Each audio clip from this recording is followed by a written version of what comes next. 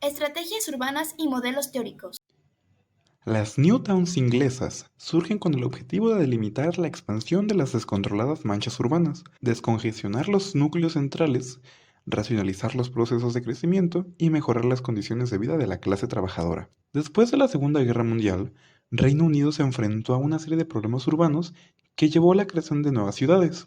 Entre 1946 y 1970 fueron planteadas 32 New Towns. El largo del periodo transcurrido permite categorizar estas ciudades en tres generaciones, que cuentan con sus características propias. A continuación, destacaremos una como ejemplo de cada fase. El crecimiento de Londres durante el siglo XIX y el primer tercio del siglo XX fue explosivo. Por ello, en 1901 se propuso la creación de un Park Bell, un gran parque alrededor de la ciudad, para preservar áreas verdes y controlar las expansiones urbanas. Esto propuesto por el recién creado London County Council, que se inspiró en algunos casos de Estados Unidos.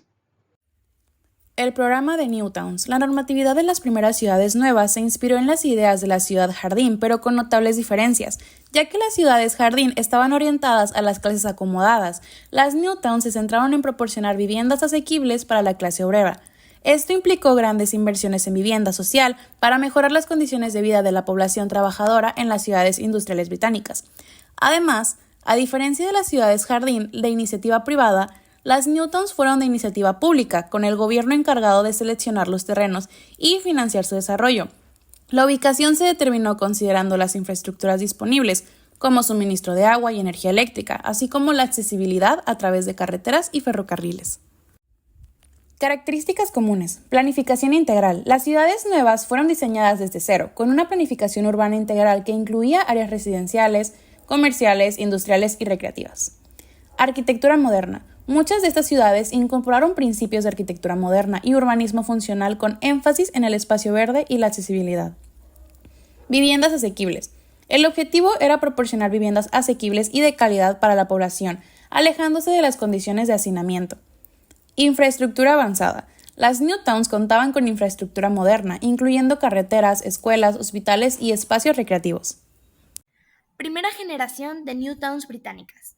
En general, se presentan tres zonas claramente diferenciadas: el centro principal, el ámbito residencial y el área industrial. A su vez, la zona residencial se estructuraba en unidades vecinales o barrios, con una densidad aproximada de 65 viviendas por hectárea y un techo a 10.000 habitantes.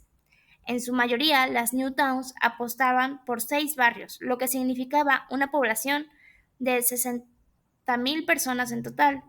Estas unidades contarían con los equipamientos elementales dentro de un radio que no debía superar los 600 metros, como escuelas, pubs, comercios básicos, etc. A la izquierda vemos Stevenage, la primera New Town construida. En esto se muestra claramente el contraste entre el centro histórico y la zona residencial. Vemos como en el centro histórico se veía una influencia moderna. Para 1951 surge la segunda generación de New Towns. Esto basado en las críticas realizadas a las primeras ciudades, donde se cuestionó la baja densidad, la excesiva proporción de zonas verdes y la demanda de ciertos servicios. En respuesta, esta segunda generación evitó la multiplicidad de centros, aumentó su densidad, resultando en tejidos urbanos más compactos y consideró el auge del coche y la necesidad de aparcamiento. Ejemplo de esto es Runcorn, cuya proyección racionalizaba el sistema de tráfico, separando los sistemas peatonales de los rodados, a la vez del transporte privado del público. De hecho, el transporte público determina su estructura urbana, basada en dos anillos que forman un ocho en el centro principal de la ciudad. Por estos anillos es que circulaban los autobuses. En 1965 se revisa la Newtown Act original y sobre esta nueva base surge la tercera generación, que presenta diferencias respecto al modelo anterior, ya que ésta prioriza el transporte y hay un salto cuantitativo en cuanto a población que fue fuertemente aumentada. Ejemplo de esta generación es Milton Keynes, cuya planeación se da en 1967 sobre 8.870 hectáreas situadas en el condado de Buckinghamshire. Su estructura propone una retícula deformable que se adapta a las situaciones topográficas y que presenta un programa muy flexible, ofreciendo áreas urbanizables de 100 hectáreas cada una, articuladas para favorecer el centro al que todo queda referido, y logrando incorporar núcleos persistentes.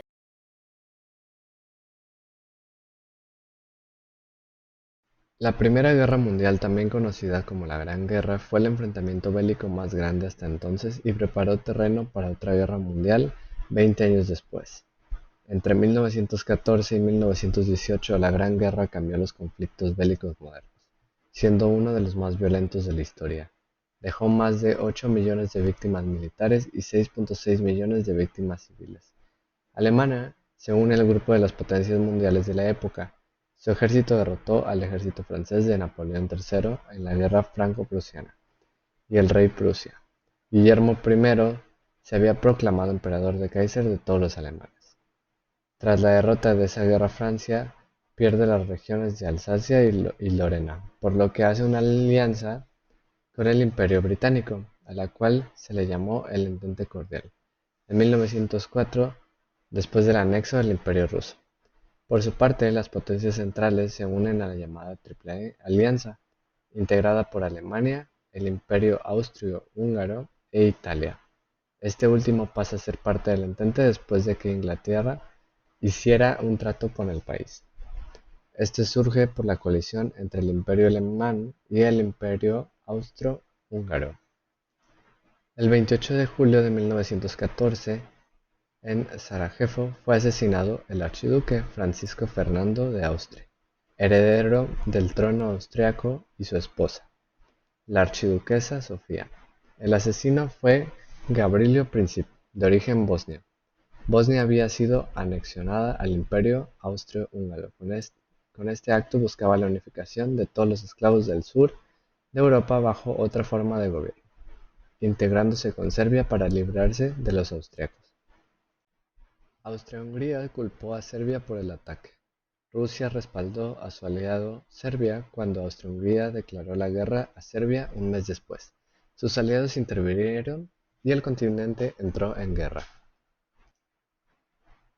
El sistema de trincheras y fortificaciones en el oeste se extendió en su punto máximo a 764 kilómetros aproximadamente, desde el Mar del Norte hasta la frontera suiza. El 1 de julio de 1916, las fuerzas de la infantería británicas y francesas atacaron las líneas de defensa alemanas en una extensión fronteriza de más de 40 kilómetros, cerca del río Somme, en Francia. Pronto, la maquinaria alemana abrió fuego y su eficaz manejo de la tecnología industrial proporcionó a los germanos una inigualable ventaja. 21.000 soldados ingleses perdieron la vida en tan solo un día. Después de 6 meses de guerra, Gran Bretaña únicamente había logrado avanzar 8 kilómetros hacia el centro de Europa. El resultado, la muerte de más de 1 millón de militares alemanes, franceses y británicos. La tregua de Navidad. En diciembre de 1914, tras casi medio año de guerra, los contendientes seguían peleando con dureza en los campos de batalla de Bélgica y de Francia. Ocultos en sus trincheras, anegadas por la lluvia e infestados de ratas, prácticamente sin provisiones y muchos de ellos enfermos, los alemanes y los británicos luchaban por una franja de tierra en la que día a día se iban acumulando los cuerpos de los camaradas abatidos a tiros. Sin prácticamente saber ni en qué día estaban, llegó la Nochebuena de 1914, y en varios puntos del frente occidental los soldados alemanes instalaron árboles iluminados en el interior de sus trincheras, algo que los soldados británicos acabaron por imitar. Aquel alto el fuego espontáneo llevado a cabo por los jóvenes que echaban de menos su hogar y sus familias que solo querían volver a casa, se conoció como la tregua de Navidad de la Primera Guerra Mundial. Los jóvenes se deleitaron mutuamente cantando villancicos que por unas horas sustituyeron por los silbidos de las balas. Otros muchos se atrevieron incluso a salir de sus trincheras para estrecharse la mano y fumarse un pitillo juntos. Muchos también acordaron que aquella tregua seguiría en vigor durante el día de Navidad para verse de nuevo y también para poder enterrar a sus muertos.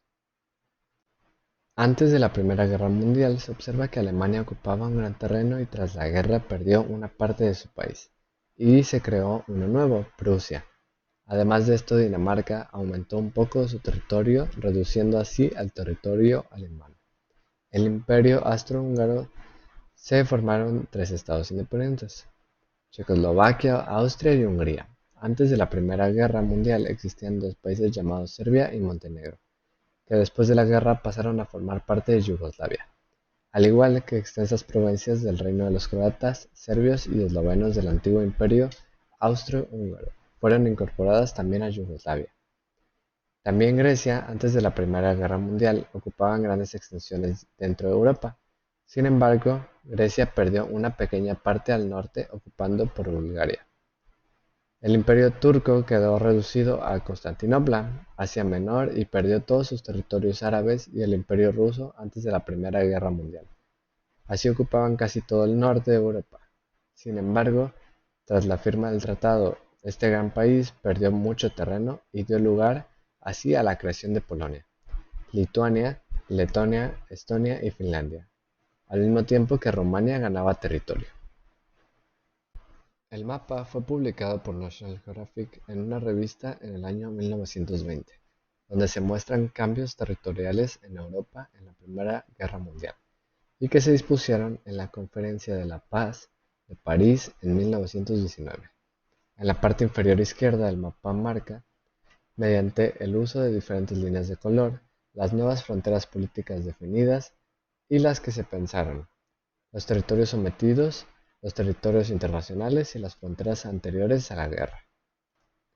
La guerra y el proceso de paz posterior tuvieron como resultado la devolución a Francia de las provincias de Alsacia y Lorena, la cesión de pequeñas partes del territorio alemán a Bélgica y Dinamarca, la creación de un Estado polaco independiente a partir de territorios que antes habían sido parte de los imperios alemán, ruso y austrohúngaro, la desintegración de Austria-Hungría y la fundación de los estados independientes de Austria-Hungría y Checoslovaquia, y, asimismo, la instauración de un estado eslavo del sur, que sería Yugoslavia, que unía el reino de Serbia y territorios que antes formaban parte del Imperio Austrohúngaro.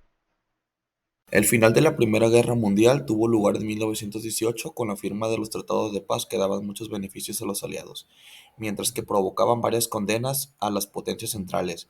Por ello, los grandes vencedores del conflicto fueron los aliados, aunque no todos tuvieron los mismos beneficios.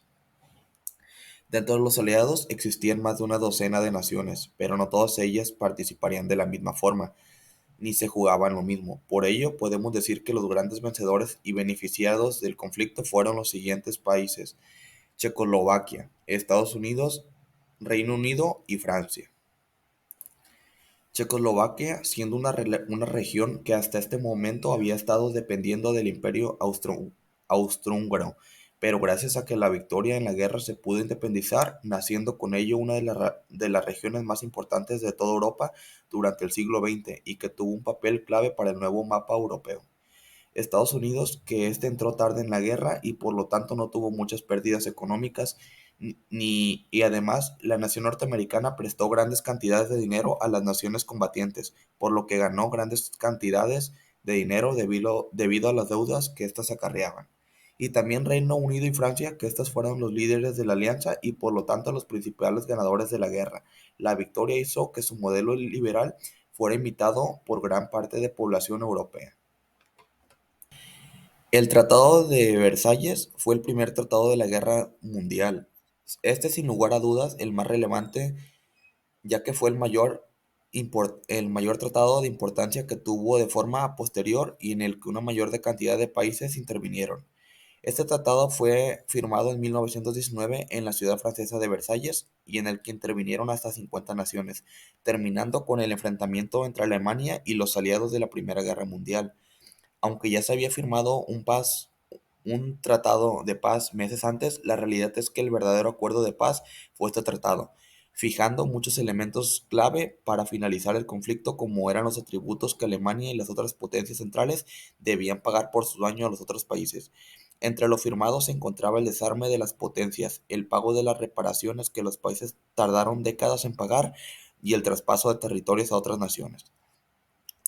Algunas consecuencias de la Primera Guerra Mundial fueron las principales características que tuvo el llamado del periodo de entreguerras, comprendido entre 1919 y 1938.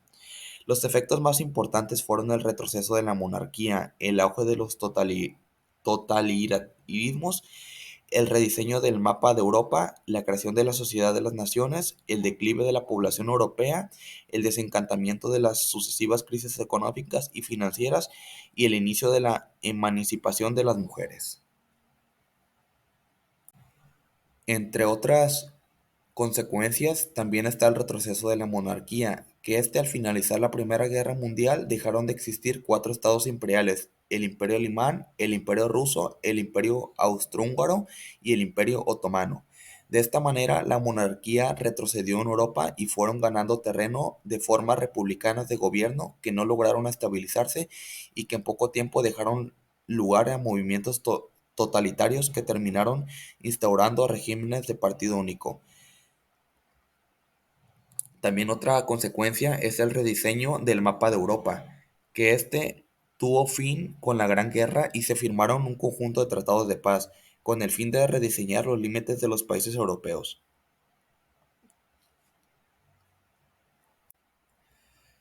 También la creación de la Sociedad de las Naciones. En 1919 se creó la Sociedad de las Naciones (SDN), un organismo internacional que tenía por principales objetivos asegurar la paz mundial y reorganizar las relaciones internacionales sobre la base de los principios de desarme, seguridad colectiva y arbitraje de conflictos. En un principio, la SDN consiguió algunos éxitos en su labor, ya que logró solucionar disputas fronterizas entre Suecia y Finlandia, Alemania y Polonia, y Colombia y Perú, pero luego de la Gran Depresión se mostró incapaz de desactivar conflictos que estuvieron en el origen del inicio de la Segunda Guerra Mundial. Otra consecuencia es también la caída demográfica, que dejó como un saldo la muerte de 10.000 millones de combatientes y el asesinato de 8.000 de millones de civiles. A estas muertes se sumaron las provocadas por la extensión de la gripe española, que fue contraída inicialmente por soldados estadounidenses y que en los años siguientes mató alrededor de 50 millones de personas en todo el mundo. Como consecuencia de estos fenómenos, la población europea descendió de 450 millones en 1914 a unos 400 millones en 1920. En la mayoría de los países la tasa de la población fallecida estuvo cerca del 10% del total, pero en algunos estados se superó esa tasa, como en Serbia, donde se ubicó entre el 17 y el 28%, y el Imperio Otomano, donde osciló entre el 13 y el 15% de los habitantes. Recién, hacia 1930, la población europea alcanzó los niveles poblacionales de 1914. Entre otras consecuencias también estuvo las crisis económicas y financieras, por supuesto, que esta guerra provocó la destrucción de gran parte de la infraestructura de los países europeos, en especial caminos, puentes, puertos y vías férreas. La necesidad de reconstruir esta infraestructura provocó recurrentes crisis económicas y financieras debido a los enormes y grandes gastos económicos que se debieron realizar ante los países beligerantes.